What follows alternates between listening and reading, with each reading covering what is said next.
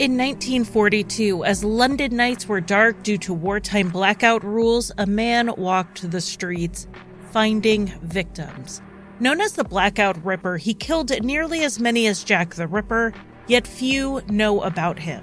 I asked the hosts of the podcast Bad Women to come on the show and tell us why. I'm Charlie, and welcome to Crime Lines.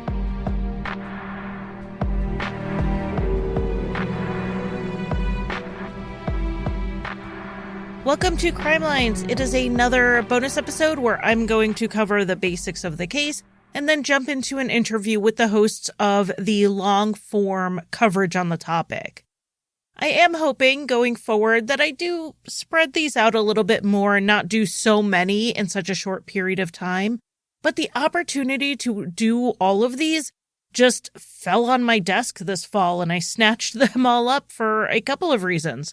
One is that I truly love long-form podcasts. They have so much space to really spread out and get into the history and the social climate and help us really understand what happened and why it happened.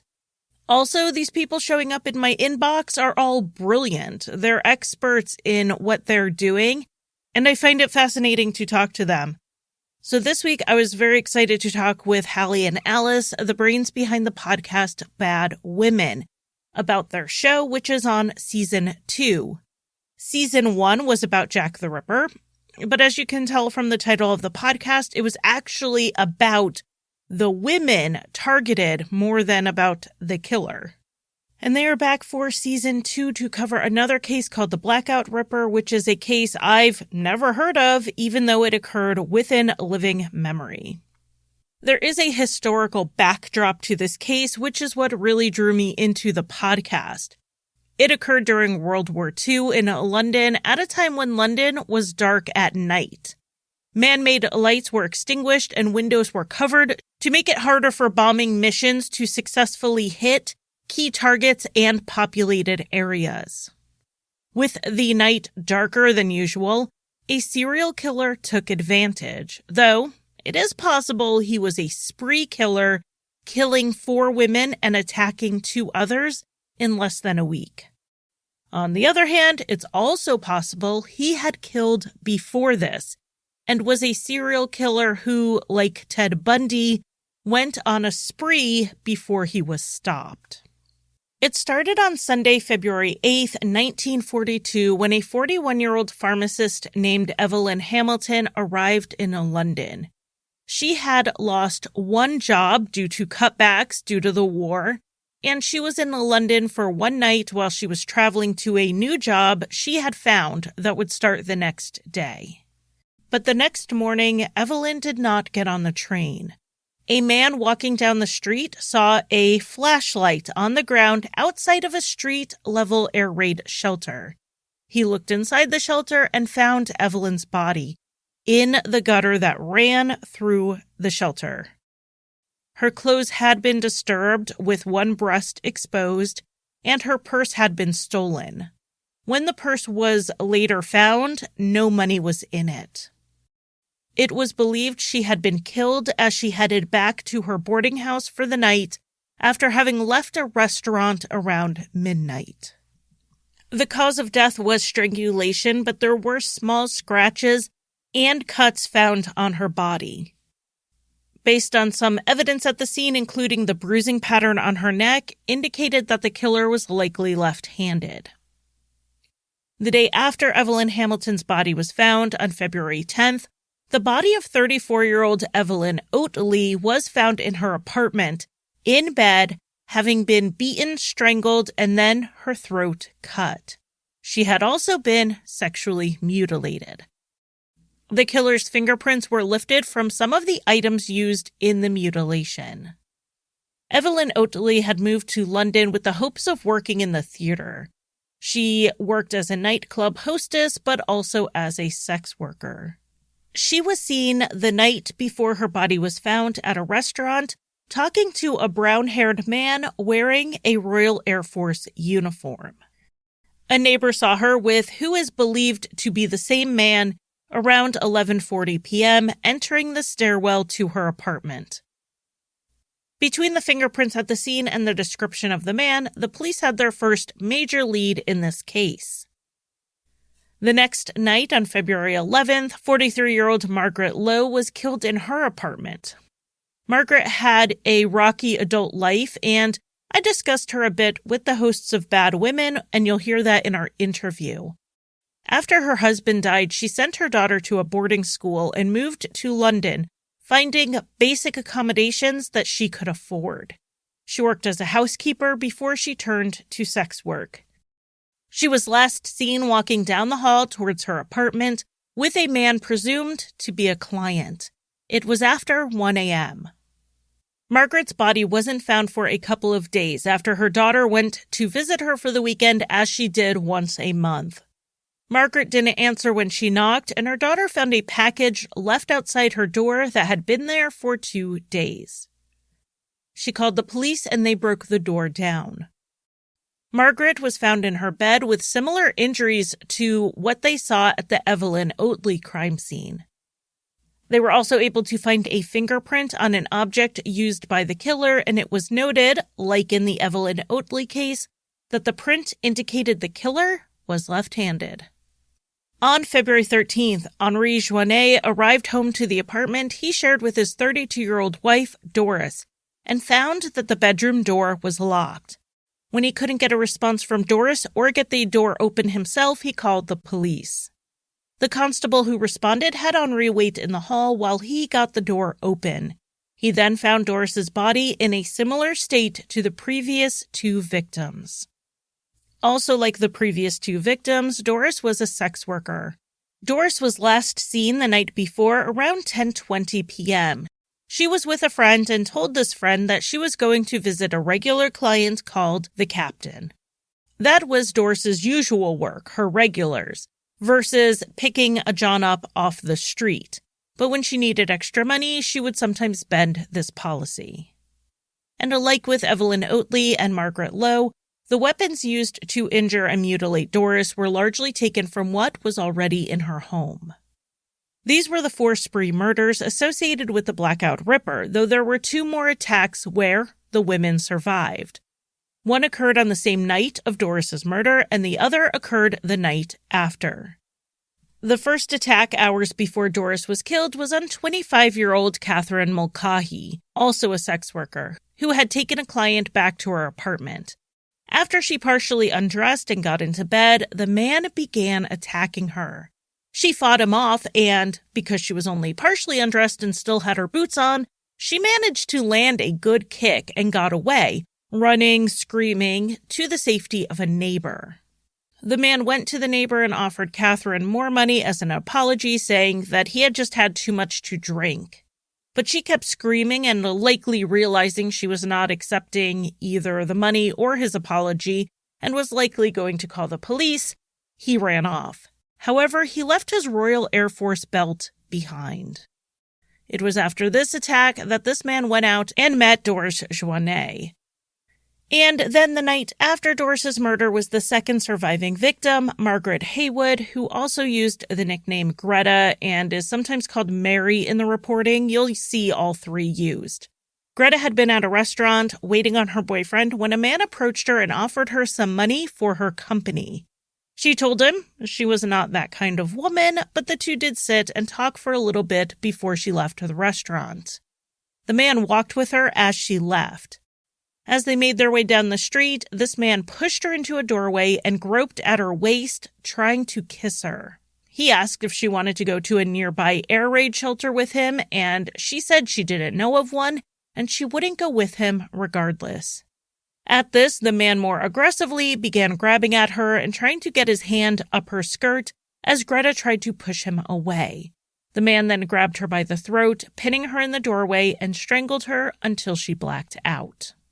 The attack was interrupted by a delivery boy who was passing by, and the man took off while this delivery boy helped Greta. The man didn't get away clear, though. He had put down his RAF gas mask in the doorway and didn't grab it when he fled in haste. This item was very telling as it had his service number written on it, and it was quickly traced to Gordon Frederick Cummins, who was just shy of his 28th birthday. After 6 days of attacks, he was caught the day after the last attack because of that gas mask. Cummins denied involvement in any of the crimes, but he was ultimately linked to the cases by a few pieces of evidence. One was that his fingerprints matched those left at the crime scenes. And he had also done what some serial killers do. He took trophies. Among his items was found a pen with the initials DJ in it. DJ for Doris Joannet. There were 2 cigarette cases found, one belonging to Margaret Lowe and another that belonged to Evelyn Oatley. The money he had left for Catherine Mulcahy before fleeing was linked to him through payroll records. Most stunning was that he was found with a photograph of Evelyn Oatley's mother that he had stolen. I know I said earlier that he might be a spree killer, killing and attacking 6 women in as many days, but he might be a serial killer if he killed before this. And there are 2 cases that have been possibly linked to him. In October 1941, 4 months before the February killing spree, 2 other women were murdered. 19-year-old Maple Churchyard was killed on October 13th, and her body was found in a bombed-out building. She had been strangled by a left-handed individual, and her purse had been rifled through and items taken.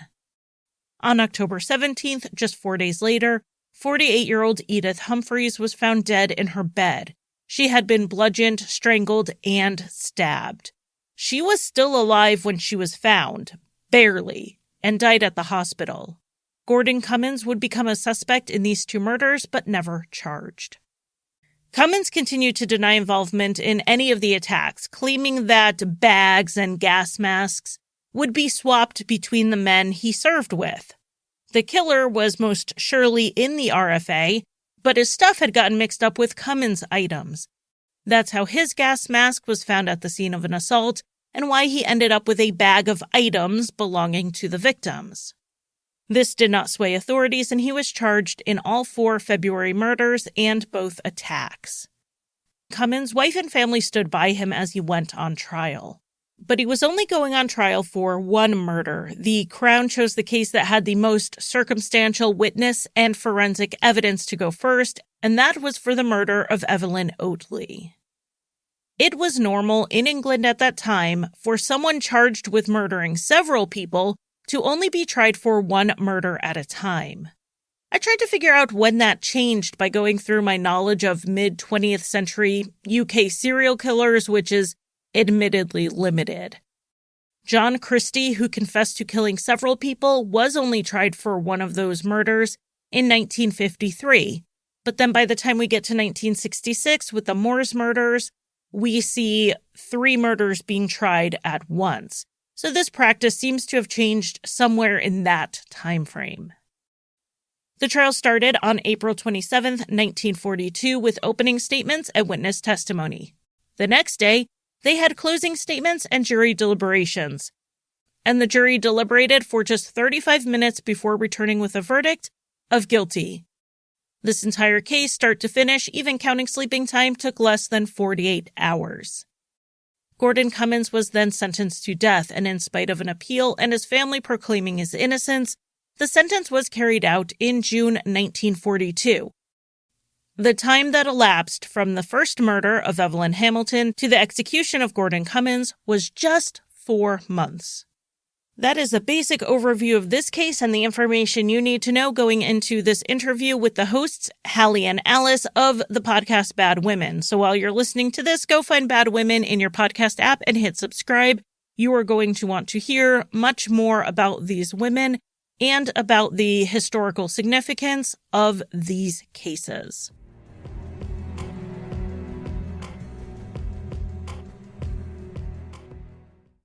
It's time to get down to business with $30 a month business internet. Wow Business offers 99.9% network reliability so that you can keep your business moving.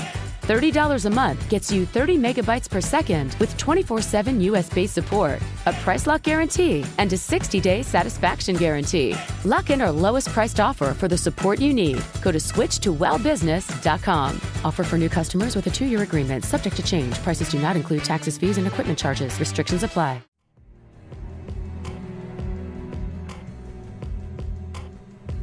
Hi, my name is Alice Fiennes, and I am the co-host and writer of Bad Women Season 2. And I'm Hallie Rubenhold, and I am the co-host of Bad Women Season 2, along with Alice.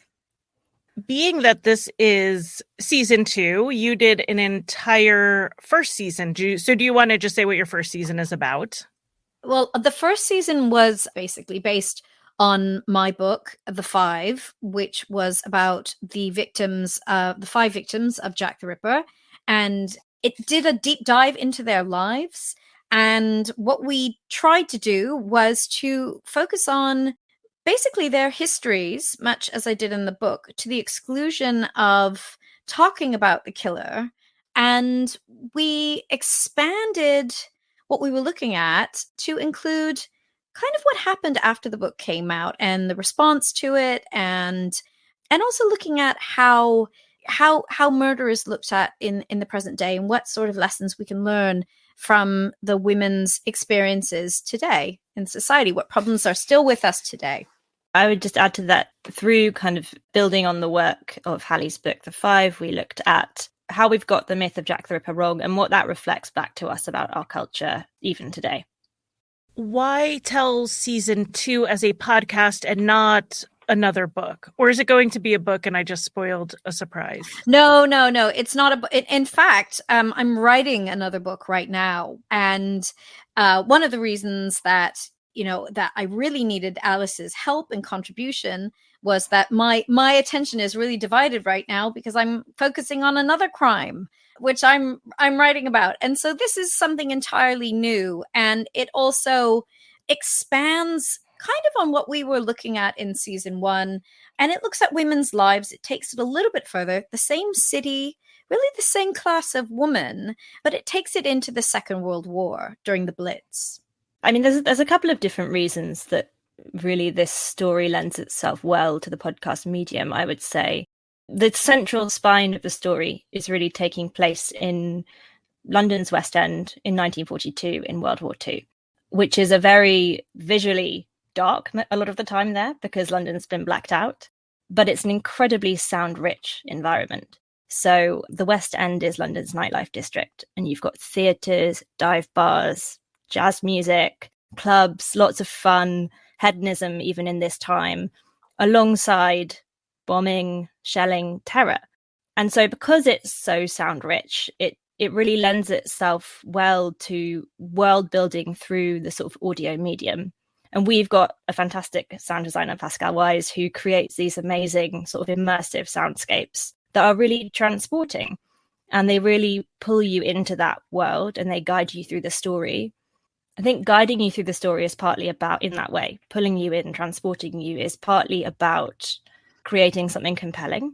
But I think it also goes to the heart of the project behind Bad Women and what interests Hallie and I. And what interests us is telling the stories of the lives of these ordinary women who have kind of slipped through the cracks and who we don't tend to focus on, and whose lives are extraordinary and full of rich detail, but also contain suffering and sadness, and tragedy. And those can be subjects that people can want to turn away from, I think. They end, in terrible suffering. They're murdered in London. I don't think either of us sort of judge the impulse of wanting to turn away from that. I think we understand it. But I think what interests us is how can we invite you to walk in this person's footsteps? How can we invite you to imagine? And so creating those immersive soundscapes and transporting you into the story in that way is really is really how we hope to do that.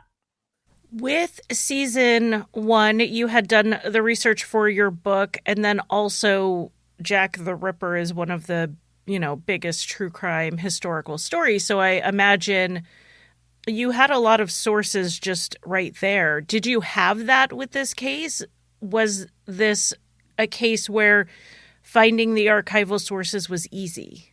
One of the nice things about moving into the 20th century is actually you have tons more archival material. And sometimes that can be almost overwhelming because you have to sift through so much stuff. And by comparison, I mean, what there was about Jack the Ripper and the victims was minuscule. in many cases in terms of the coroner's inquest, which is the one thing that actually generated documentation that historians can really draw from, as opposed to newspaper sources. Half of those documents are actually missing. So there's a very, very limited pool of information from which to draw. There's a little bit more to draw from the women to tell their stories. But in the case of the Blackout Ripper, we're talking about wartime, and a lot more was documented. And we're talking about the 20th century. I mean, Alice was the one who really kind of rolled up her sleeves with this. So I'm sure you can enlighten us a little bit more about what you encountered, Alice. As Hallie said, there's an enormous amount of source material to draw from. I mean, we must have been, not me alone, but I work with another producer, and then we've had a couple of assistants as well, helping us sift through just, I think it must be thousands of pages of this material. So we're talking about police reports, and then also prosecution files, court-martial files. And then we've also worked with a genealogist who's helped us put together the family trees of the women whose lives we're studying. So that's been a process of ordering and then looking at birth certificates, marriage certificates, census records, death certificates. So there's so much material, and it's an incredibly rich and rewarding process to go through all of that. But it also brings its challenges, and it comes with a massive sense of responsibility, I'd say, because, when you're telling this in podcast format and each episode is sort of 40 minutes, there's a huge amount to distill down into that space of time. And you really want to make sure you're sort of doing right by the women whose stories you're telling. So it can be quite a big sense of responsibility putting it all together. And it's tough. It's weird. It's this weird sort of situation where, the more you have, the more difficult it is to actually tell the story, because you can go down so many rabbit holes. There's so many different directions you can go in that sometimes you get completely like, wow, this is a very interesting little side story, but we don't have time to tell that. So, we have to really just focus on this aspect. So that, I think that was one of the challenges we faced with this season in particular. But the stories are so rich and so fascinating, and we use them in some ways as a way of kind of looking at the condition of women really in the first half of the 20th century, and what changed for women from the period of 1888 and the 19th century, that the Ripper victims, when they were killed, and what has changed for women. And every life is a sort of insight, is a window into its own time period. And that's, kind of the stories that we're telling with this is where each one of these women, we're opening a window into a different time and a different set of circumstances, and we're taking our listeners there. So, all sorts of unexpected things come up. Micro-histories are surrounding the First World War, stories about entertainment and nightlife, stories about, how people survived during the Blitz. All of these things really come to life when you look at it through the lens of one individual.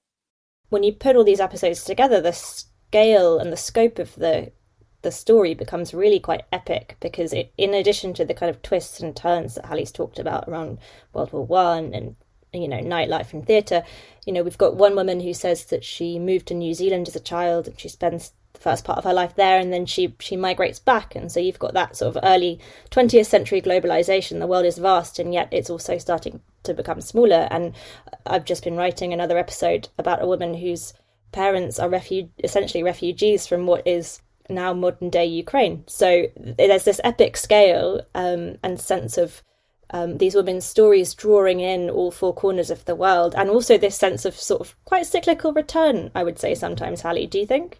Yeah, definitely, about things that happen over and over again, or as you were saying, we were talking about the immigrant experience and how that is just such a perennial. And also, it's kind of depressing, but women find themselves in the same set of circumstances over and over again. And we find that, for example, if a man leaves a woman, the woman is really financially compromised, and that really changes her life. In the situation, well, Margaret Lowe in particular, we were just talking about her, and how, when suddenly she has to raise a child by herself and she's alone, and that happens to women today. Women are always on the back foot when they are left. It's always women who suffer financially if a marriage breaks down or if they lose a partner. And it's these types of things that you think, my God, these are patterns. We really need to think about how we can change this in society.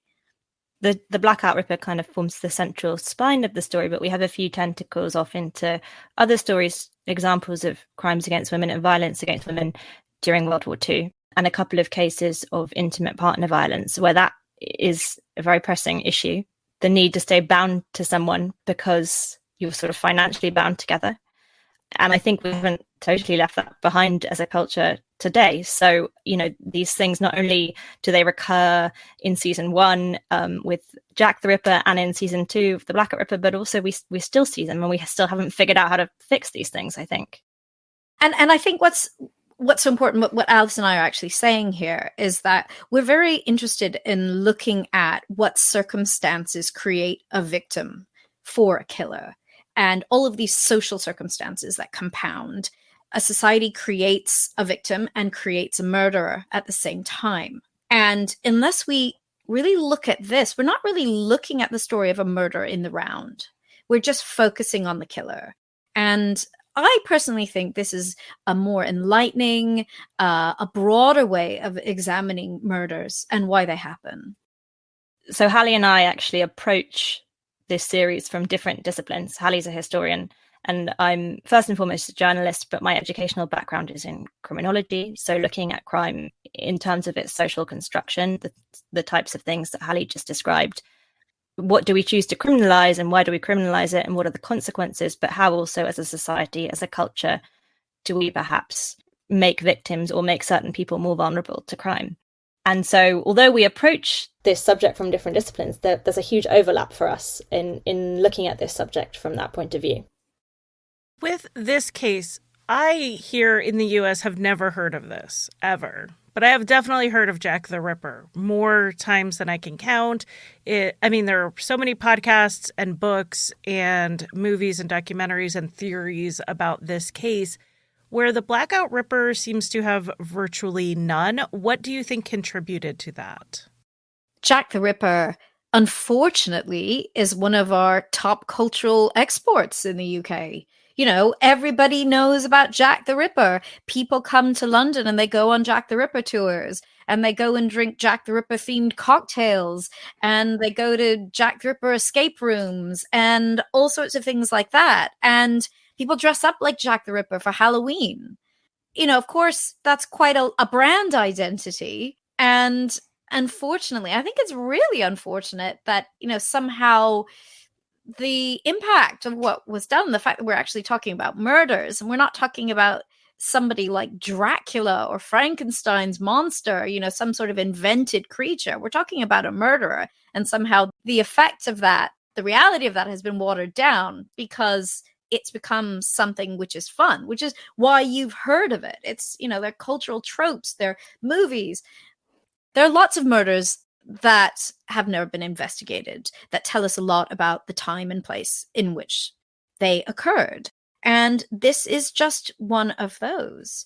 People in this country may be moderately familiar with this, but there are other more famous, dare I say, murders like the Yorkshire Ripper. The same can be said in the United States with, Jeffrey Dahmer, Ted Bundy, the Manson murders. We'll know about that in the UK. Some murders are more headlined than others, but all of them, the study of all of them, can tell us something about a time. And their victims, I think, are a really interesting way into unpicking that time and that place. I completely agree. I would just add to that as well. I think in the case of the Blackout Ripper, one of the reasons it's been discussed less is because World War II sort of pulled focus from it at the time and afterwards. And also he was caught very quickly. These crimes, so he as far as we know, he murdered 4 women and attacked 2 more in the space of a single week. He was caught quickly, he was hanged quickly. Jack the Ripper is still unsolved, and so that's an appealing mystery to lots of people. Into that void you can project all sorts of things. It's much less compelling, I think, to have it all wrapped up so quickly. Because this happened in February, and then the execution was like June. I mean, a very short amount of time. Was there a lot of publicity on the case within that time frame? There was a lot of publicity on the case within that time frame, particularly focusing on certain kind of quite iconic aspects of the story, I suppose you might say. One of the victims, Evelyn Oatley, is very much associated with quite recognizable tags to do with sort of the glitter of and glamour of nightlife. The coverage did increase, but it really focused around these sort of particular recognizable tropes that in some ways could also insinuate that these women maybe didn't deserve to die, but certainly should have expected something terrible to happen, given the time they were spending in the types of places they were spending it. As you're talking about how this area and the nightlife and what was going on there, I'm thinking of the articles that I had been reading on these individual murders where it's like, well, she was out at a restaurant doing this and she was out doing this and that. And so that is, to kind of pull from a fictional writing term, kind of a character in your story is the what's going on around it. And then, a body being found in a air raid shelter. It's very much a picture of that time. And so I'm excited to hear that as I keep going with the episodes that's a big part of it, because that's something that I really enjoy about learning about cases. I'm not really one for covering true crime cases because they're entertaining or just because, like, there should be something we're pulling from it. So there's something we should be learning. Maybe it's a legal aspect, but a lot of times it's a social one. And so I'm really interested in learning more with the history and the social ties of this case. I mean, one of the interesting aspects of, one of the things I find interesting, because it's what fascinates me, is as a historian approaching time periods with the intent of myth busting. So taking what we know and using archival material to actually really question whether that is an accurate representation of what really happened. And World War II is just ripe for that sort of treatment because, I can't think of a more romanticized period of time than the Second World War. And especially in the UK, I mean, we are really obsessed with the Second World War here. And this idea that this was, London was, the bombs were falling and there was a blackout, but people were still having this fantastic time and jitterbugging and singing in the air raid shelters and making great things to eat off of their rations. And we know that that's just complete bull. Actually, people had very difficult lives. And in the first episode, for example, we look at, we have this myth of this kind of blitz spirit in the UK that people just kind of got through and everybody came together and communities came together and people supported each other. And in our opening episode, we tell the story of what happened when a nightclub was bombed in Piccadilly. And, it was absolutely devastating. It was terrible. And thankfully, there was a nurse who was on scene and she was able to tend to some of these people. She'd been at the nightclub.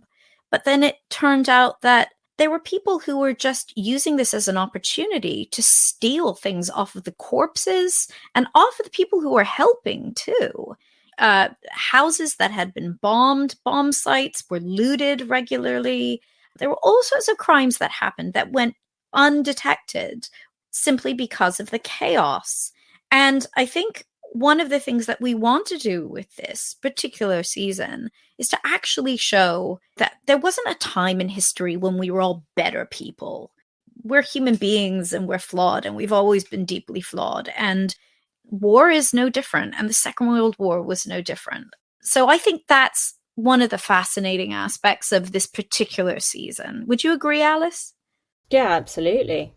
Certainly at school, you learn about World War II as our finest hour and, the time of this greatest generation. And I think there was a lot of bravery and there was a lot of heroism, but there was also a lot else that went on that we don't tend to talk about or tend to learn about. A lot of hardship for the people on the home front.